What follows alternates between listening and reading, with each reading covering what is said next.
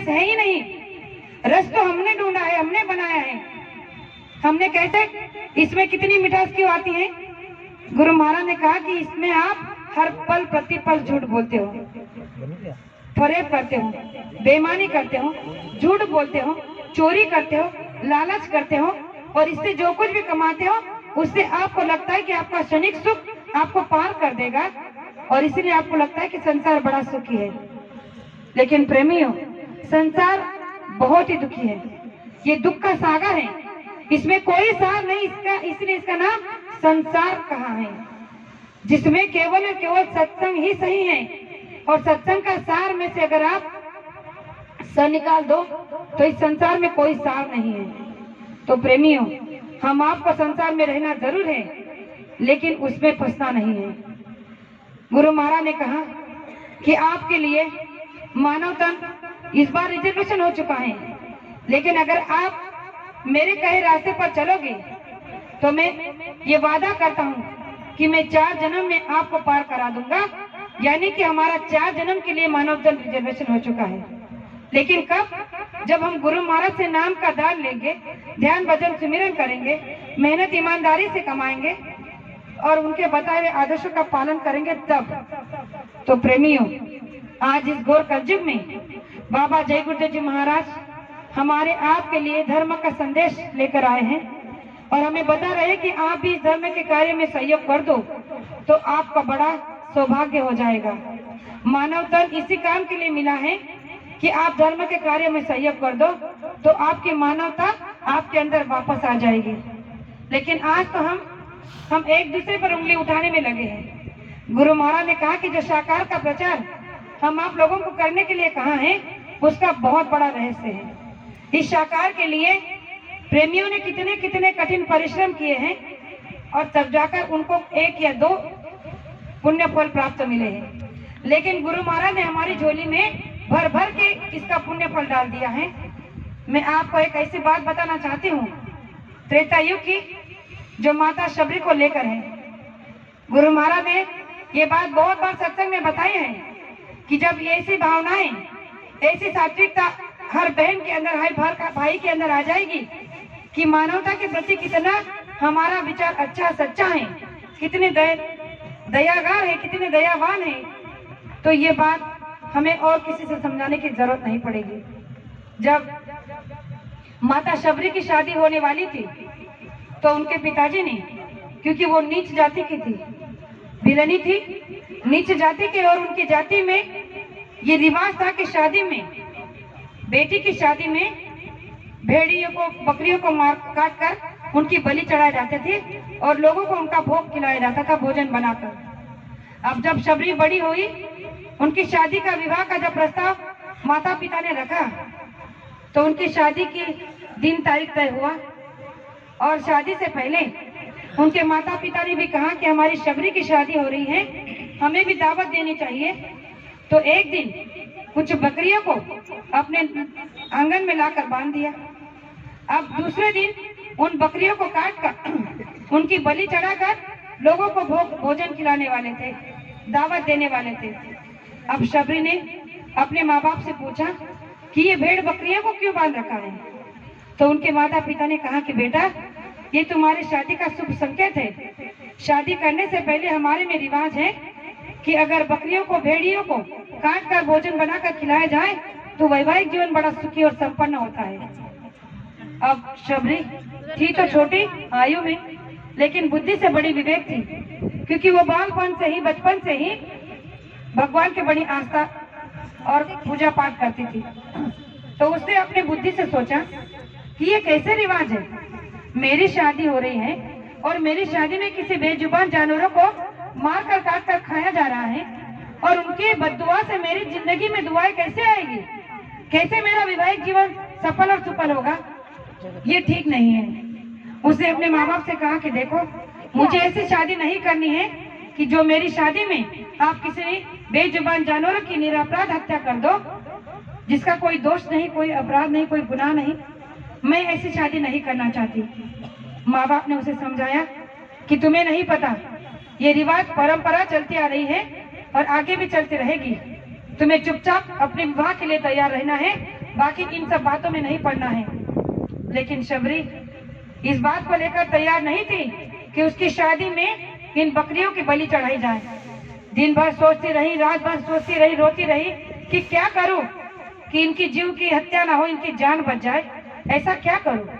जब आधी रात मध्य रात्र होने को आई तो उसने सोचा कि क्यों ना मैं इस शादी से ही इनकार कर दूं। लेकिन इनकार कर भी दूं तो ये मानने वाले तो है नहीं, तो इससे अच्छा है कि मैं इस शादी से ही भाग जाऊं। अगर मैं शादी से भाग जाऊंगी तो इन बेजुबान जानवरों की रक्षा हो जाएगी। और रात्रि के मध्यांतर में शबरी अपना बोरिया बिस्तर कपड़ा बांधकर घर से चुपचाप भाग गई। अब जब घर से भाग गई, दर बदर भटक रही है, जंगल जंगल भटक रही है, कोई हर आश्रम पर जा रही है, महात्मा से रहने की भीख मांग रही, लेकिन कोई उसे रहने की आज्ञा नहीं दे रहा है। हर कोई उसकी अवहेलना कर रहा है, उसका तिरस्कार कर रहा है, क्योंकि नीच जाति की जो थी। शबरी बड़ी दुखी और परेशान हो गई कि क्या करूं। और उसी समय वो घूमते घूमते टहलते टहलते एक ऐसे आश्रम पर पहुंची। उस आश्रम पर जो महात्मा रहते थे उनका नाम था मातंग ऋषि। आज जब मातंग ऋषि जी के आश्रम में पहुंची, बड़े ही दयनीय अवस्था में थी, रोने लगी, बिलखने लगी कि कई दिनों से भूखी प्यासी हूँ, अगर 2 वक्त की रोटी भी मिल जाए तो भी बहुत है। मातंग ऋषि ने देखा कि लड़की के मुख पर बड़ा तेज है, अंदर में बड़ी निर्मलता है। उनके चेहरे से उन्होंने भाप लिया, क्योंकि वो बहुत बड़े पहुंचे हुए संत थे। और उन्होंने कहा कि बेटा बैठ जाइए, आप जरा विश्राम कीजिए, आराम करो, पानी पियो, भोजन प्रसादी लो, बाद में आपका जो भी बातें बताना। शबरी ने भोजन प्रसादी ली, थोड़ा विश्राम किया। फिर मातंग ऋषि ने उनसे उनकी सारी राम कहानी पूछी, तो उसे सारी बात बता दी कि हमारे पिताजी ने हमारी शादी में कुछ भेड़ बकरियों को काट कर मार कर दावत देने की सोची थी, लेकिन हमें ये ठीक नहीं लगा और इसलिए हम अपनी शादी से भाग कर आए हैं। और संसार हमें इस बात से स्वीकार नहीं कर रहा है, किसी हमें कोई भी महात्मा कोई हमें अपने आश्रम पर रुकने नहीं दे रहा है। तो मातंग जी ने कहा कि कोई बात नहीं, आप सही जगह पर आ गई हो, अब आप यहाँ से तुम कहीं नहीं जाना, यहीं पे रह सकती हो, जितने चाहे बस आप तुम यहाँ रह सकती हो, इस आश्रम पर रहो, सेवा करो, साधना करो, बस यही तुम्हारा जीवन सफल हो जाएगा।